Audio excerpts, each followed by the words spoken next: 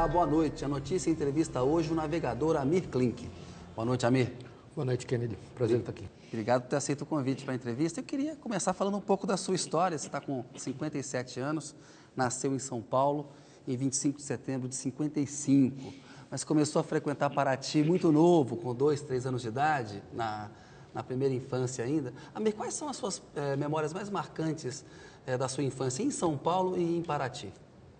Eu acho que foi a experiência com meus pais, porque eles eram pessoas muito especiais, eram não nascidos no Brasil e mais brasileiros do que a maioria dos brasileiros que eu conheço. Eles, de fato, amavam esse país. E meu pai é um homem que viajava pelo mundo, muito polêmico, difícil, patriarca. Minha mãe é uma mulher totalmente desvinculada do mundo material. Então, eu tive experiências engraçadas, assim, a gente ia para fazendas, não sei o quê, e ficava dormindo dentro de combis e... Então, aventura mesmo ali. Mas não existia essa palavra aventura, era o espírito de conhecimento. E acho que a gente aprendeu assim a cultivar as experiências humanas mais do que as belezas naturais. E que primeira imagem que você tem de Paraty, assim, que vem à tua mente, assim, a memória mais antiga que você tem de Paraty? A maré invadindo as ruas, que para mim era uma novidade. A cidade foi construída abaixo do nível das marés, o mar entra de fato. E para mim, a primeira vez a gente ficava no Hotel Brasil, a gente ainda não tinha casa na cidade, e no Hotel Brasil eu pescava peixe-reis da janela da Dona Zezé. Com os restos da cozinha dela, a gente pescava o peixe-rei na rua, na maré cheia. Então era uma experiência assim completamente assim, diferente para um moleque que E é uma cidade linda, né? Aquela coisa... Infelizmente, eu acho que a gente não valoriza a beleza verdadeira da cidade. No Brasil, a gente acabou urbanisticamente assim, apagando o passado e Paraty continuou bonita, não foi porque a gente quis, foi por uma casualidade geográfica mesmo, porque a cidade está isolada. Me fala um pouco mais do seu pai e da tua mãe. O que teu pai fazia, o que a tua mãe fazia? Conta um pouco da história deles. Minha mãe era uma artista, era uma mulher que adorava pintar, escrever, tinha uma agência de publicidade numa época do Brasil onde mulheres não trabalhavam. Era sueca, não é isso? Ela era sueca e ela veio para o Brasil, se apaixonou e nunca mais saiu. Mas ela se desligou completamente do mundo material, assim, completamente. Para ela ter dinheiro, não ter roupa, não ter carro, nunca. Assim, ela tinha só interesses. E meu pai judiou um pouquinho dela. E ele era o contrário, ele era um homem totalmente voltado para assuntos do mundo, de comércio, de geopolítica. E ele era libanês, não é isso? Ele era libanês, morou nos Emirados Árabes, foi amigo do rei Faisal da Arábia Saudita, morou no Irã, conheceu a família do Shah, a família Pahlavi. Mas ele era um idealista puro que não transformava esses contatos que ele tinha em negócios. Ele tinha visões assim... eram totalmente idealistas sobre o mundo do futuro, a importância do petróleo, a OPEP, os brasileiros ainda, a Petrobras ainda engatinhava. Então ele era um cara muito polêmico, muito difícil, muito duro e para a gente foi uma escola em casa. Então tudo que eu tive que fazer, eu fazia escondido, se tivesse sucesso ele aprovaria, se não tivesse ele puniria. Então... ele sem querer, me deu uma grande independência. E, Amir, você acha que você parece mais com quem? Porque você falando e conhecendo a tua história, você falando dos dois, parece que tem um pouquinho de cada um. Mas você acha que você é mais parecido com um? Ou o que você tem de cada um deles? Eu acho que, agora que eu sou pai de 3 meninas, eu sei que pais influenciam os filhos mesmo não o desejando. E meus pais me influenciaram muito sem que eu tivesse consciência disso e sem que eles quisessem. Então, esse espírito... ousado do meu pai, eu acho que eu incorporei, assim, eu gosto de conhecer lugares diferentes, eu gosto da experiência, não é que eu fui 42 vezes para a Antártica porque eu gosto de frio, eu gosto da experiência humana lá, eu detesto vida social, essas revistas de fofoca, assim, me dá arrepio. Mas a experiência humana num lugar como a Antártica, você está conversando com cabeças especiais do mundo inteiro, contrabandistas, vagabundos, reis, políticos, ignorantes. Então, é uma experiência muito especial. E do lado da minha mãe, o desprendimento material. Então, meu sonho é ser milionário e eu acho que em pouco tempo eu serei o dia que eu não tiver mais nada. Eu quero me desvencilhar totalmente de possuir bens, ilhas, barcos, aviões, essas porcarias todas. Eu acho que assim, a gente embruteceu e emburreceu nesse mundo do Facebook.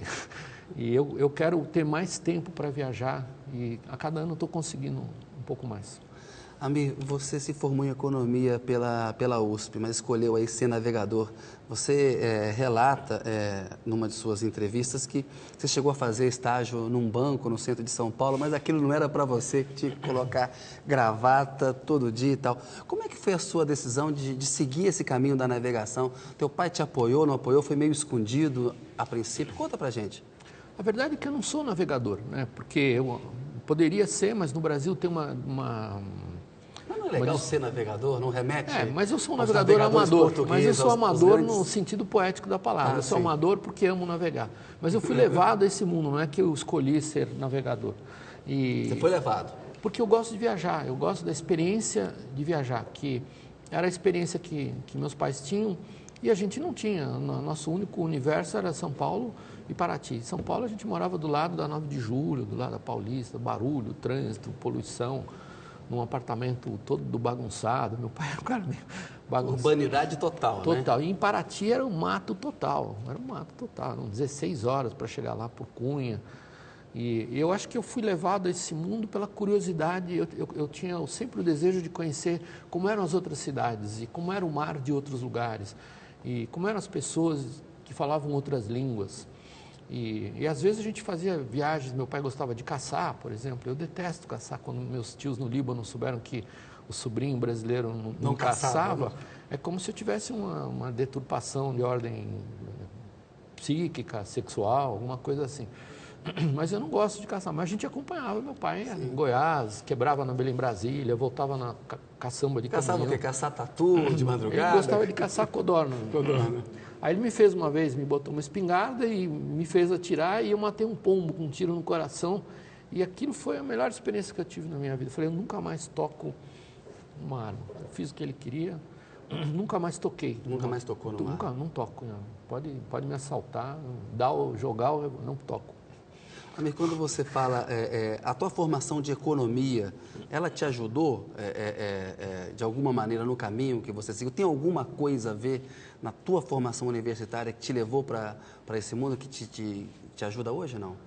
Muita coisa, embora eu tenha feito a Faculdade de Economia da USP, fosse na época uma escola extraordinariamente fraca, era uma escola muito pior do que todas as escolas privadas. Então, a escola me deu duas coisas interessantes. Uma foi o esporte do remo, que eu descobri numa madrugada às 4 da manhã.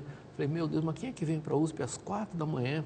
Eram os caras do remo. Você nunca tinha remado antes? Nunca. E eu remei sem parar, sábados, domingos, Natal, feriados, durante 6 anos na raia olímpica da USP. E outra coisa que eu ganhei da USP, fora o lado crítico, que eu desenvolvi bastante, porque eu de cara fui contra esse negócio de calouro, que eu acho uma covardia, uma canalice, né? Um cara obrigar outro... Agora eu estava vendo esses dias lá, os caras... Trotes absurdos, né? Na UFMG, na Universidade Federal de Minas Gerais. Trotes racistas, trotes complicados mesmo. Então, assim, eu falei, olha, se alguém botar a mão no meu cabelo, eu furo os olhos. É a primeira reação. A segunda, eu mato. E durante 6 meses eu entrava na fé pela janela. Eu falei, eu não vou provocar ninguém, mas eu vou entrar e vou sair pela janela da sala, porque eu não quero que corte o meu cabelo. Não vou fazer trato. Foi uma guerra. No final, e não cortaram. Mas o que eu estava dizendo, a segunda coisa que eu ganhei foi um emprego no Banco Chato.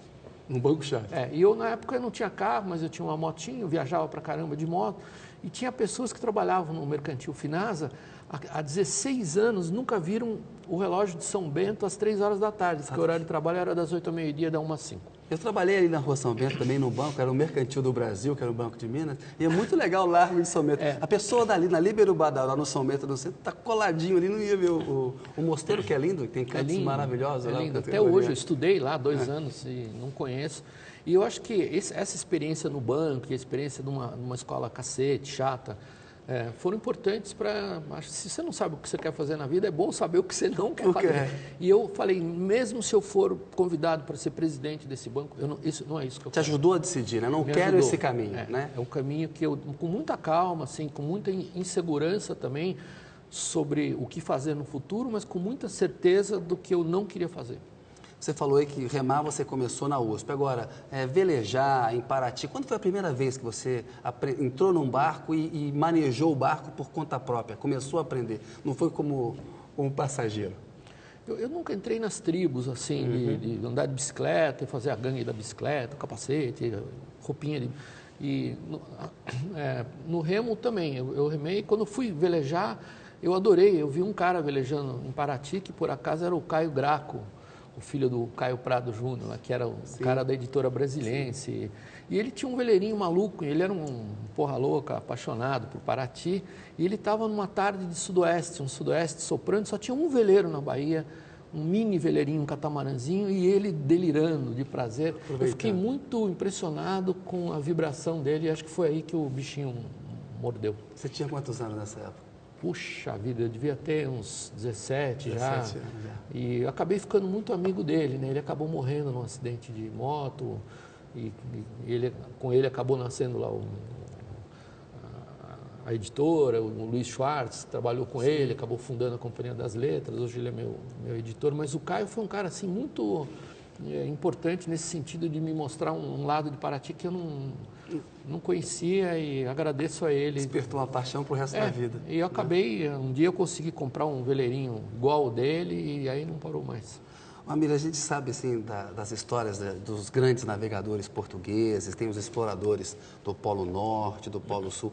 Tem um navegador que te inspira mais, que você curte mais, ou é mais ou menos uma mistura de vários? Você curte? Eu acho que não é que inspira a mim, inspira a todas as pessoas que conhecem essas grandes histórias, que é o Nansen, que foi um ícone na história, até na política norueguesa. Quer dizer, ele participou da independência da Noruega em relação à Suécia, foi prêmio Nobel da Paz quando ele criou o passaporte Nansen, ele que inspirou o Amundsen a fazer a expedição para o Polo Norte, que viraria uma expedição para o Polo Sul e que ganharia dos ingleses, do Império Britânico. Chegou primeiro no Polo Sul. Chegou primeiro ao Polo Sul. No Polo Sul. Mas em relação aos portugueses, eu admiro não um navegador em especial, mas eu admiro a ousadia que, infelizmente, os livros de história, da nossa história, são muito mal escritos. São escritos por historiadores que, assim, falam poucos idiomas, né, conhecem pouco. E os portugueses nunca descobriram o Brasil em 1500. Eu não sei por que a gente insiste nessa história absurda, né? O descobrimento de 1500 é um fato político, diplomático.